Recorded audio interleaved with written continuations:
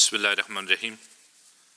His Excellency President Mohammad Ashraf Ghani, Her Excellency Madam First Lady, Her Excellency Madam Dicaro, Foreign Ministers, distinguished guests, good morning to all of you. Assalamu alaikum. This morning we had a healthy breakfast and healthy discussions around the table. And the meeting was like nearly 2.5 hours, and I tried to summarize it in hopefully in 1.5 hours.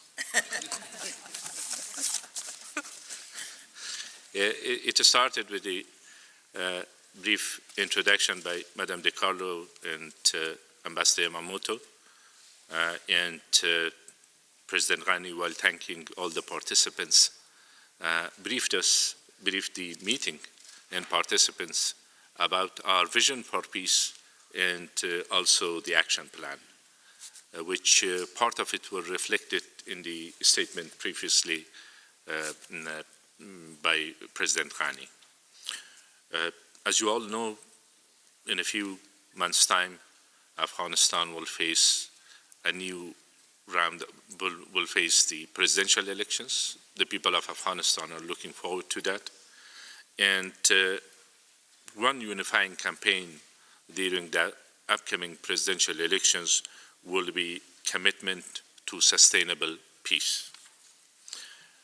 All Afghans, all politicians, every donor, every partner, every neighbor must be resolute in this commitment to peace. Now we have a roadmap for achieving peace. For us, peace agreement comes with clear requirements. There must be unwavering resolve that any agreement is in the context of democratic and inclusive society. Protecting our Constitution and upholding it is at the core of being able to move forward as a democratic and peaceful nation. Our Constitution must be accepted, and any proposed amendments done through a constitutional process, ensuring the rights of all citizens, importantly, guaranteeing the right of women. We cannot and will not move backward on this path of progress. Our security forces, our army, our police, and our civil service must maintain the highest integrity and operate according to the rule of law. It is immensely important that our institutions, which we have worked so diligently to reform and rid of corruption, retain their integrity. We will not allow any involvement by armed groups with ties to transnational terrorist networks or criminal organizations, or with ties to non-state actors seeking influence in Afghanistan. The action plan, you have heard from President Ghani and others at this conference about the progress that we have made on reform in strengthening our institutions and creating the environment for self-reliance. That work will continue as we negotiate peace and has in fact been crucial in preparing for this moment. Reforms are our only insurance that once peace is achieved, it will be sustained through effective governance and sustainable growth. So we move forward today with the courage and conviction, with the groundwork laid into the next chapter of peace process, moving from talk to action. The government will implement a 5-phase approach, commencing with an intra-Afghan dialogue, followed by discussions with Pakistan and the United States, then with regional actors, followed by the Arab Islamic world, and finally NATO and non-NATO countries. All negotiations will prioritize implementation, confidence-building measures, such as time constraints and agreement on a method of ratification of peace settlement. A negotiation team has now been established, as it was mentioned earlier as well, and a new presidential advisory board is also, which is comprised of diverse groups, which will ensure consensus, provide direction to the negotiations team, and provide timely advice on critical issues during peace negotiations. The High Peace Council will refocus on public awareness and provide advice on scenarios after peace is achieved. We will prioritize an implementation plan for a post-peace Afghanistan, prepared jointly with the international community that will assemble national, regional, international resources and capabilities to secure the international regional guarantees needed to sustain peace in the long term. We will continue to be emphatic in our request that all countries in our region fulfill all of their obligations under the UN Conventions Against Terrorism. Moving forward, in Afghanistan, we have differences. We have varied voices, and it is that very diversity that is to be celebrated in a democratic society and what strengthens the country as a whole.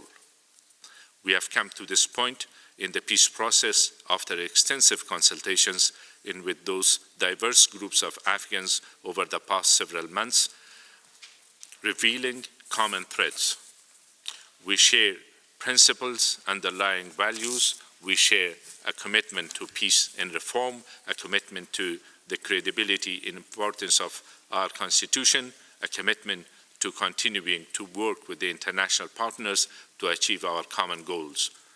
In the commitment to the integrity of Afghanistan as a sovereign nation that must be torchbearer of its own peaceful future. There is little doubt the road ahead will be difficult. Implementation of peace process will minimally require a period of time.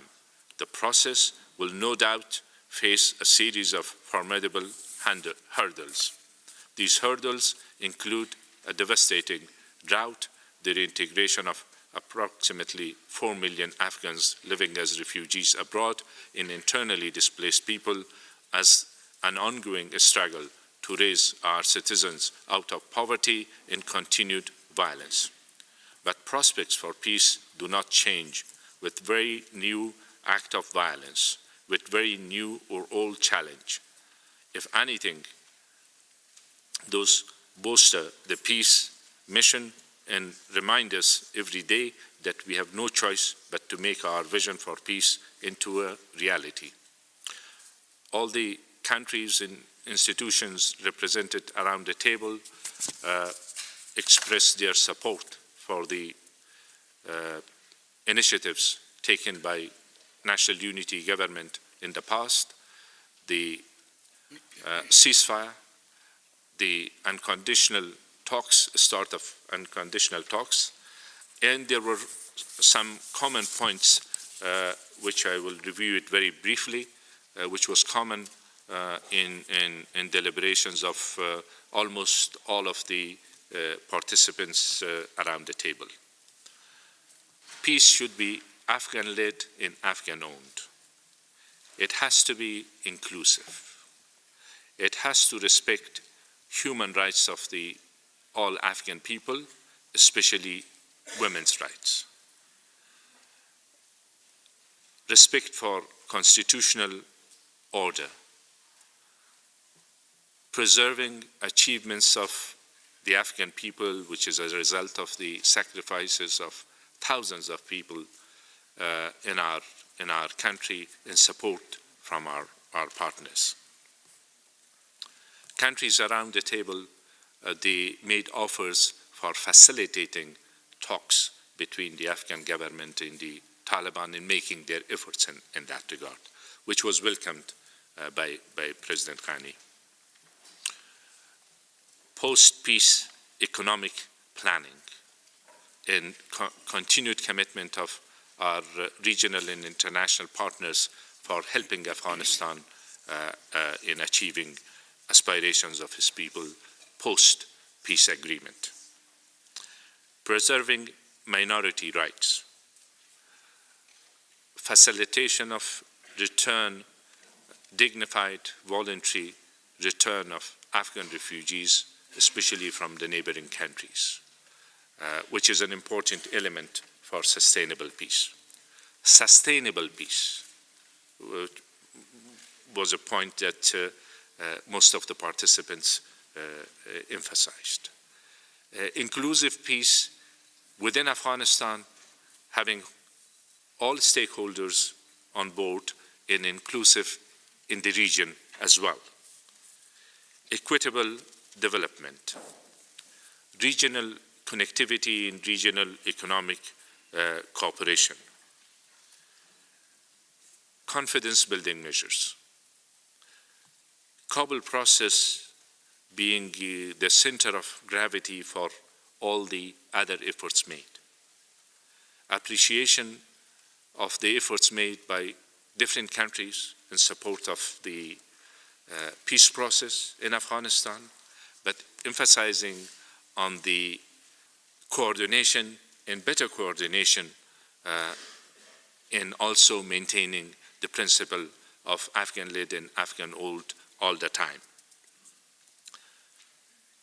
Elections and keeping it separate from the other process, very important process, which is the peace process.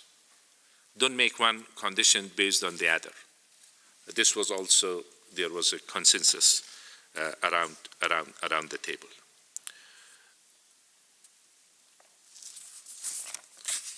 Dealing with other issues which affects peace and stability in Afghanistan, including the issue of drought, which was mentioned earlier as well by President Ghani.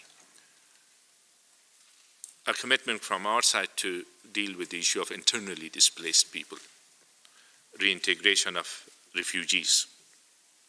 And nevertheless, we all, President Ghani, thanked our neighboring countries, especially for hosting millions of Afghan refugees, but at the same time, in the past, since 2001, 2002, over 6 million refugees have returned back home.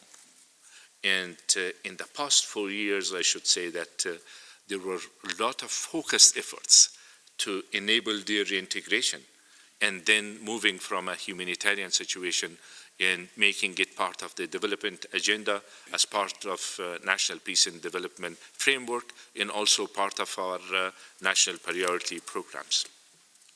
Nexus between peace and economic development was emphasized.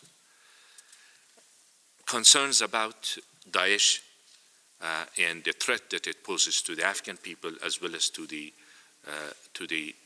region was expressed, which in return President Ghani explained the situation where Afghan people have made sacrifices and tremendous sacrifices in addressing the challenge of Daesh. We also grateful to the support that we had from RS in that regard. And as a result, Afghanistan has been the only place where Daesh was not able to expand exponentially the way that it did in other parts of the region. And in fact, they lost their bases in northern Afghanistan. They are under tremendous pressure in eastern Afghanistan. And these efforts of the people of Afghanistan has to be recognized. It hasn't come like easily, with a lot of sacrifices of our citizens as well as our national defense and security forces and support from the international community. The aim of each and every effort by our partners has to be to encourage Taliban to come to the negotiating table with the Afghan government and put everything on the table. It was emphasized that there is unconditional offer for talks, but peace is not unconditional.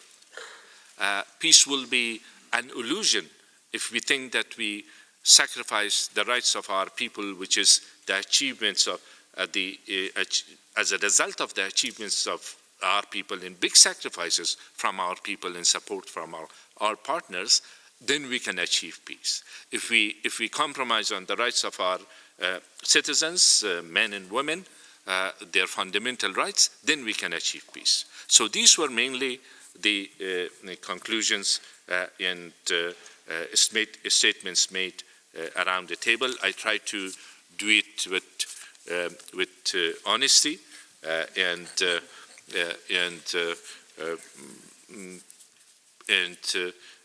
conclude with a healthy remark. Through helping peace in Afghanistan, we can all win. Thank you.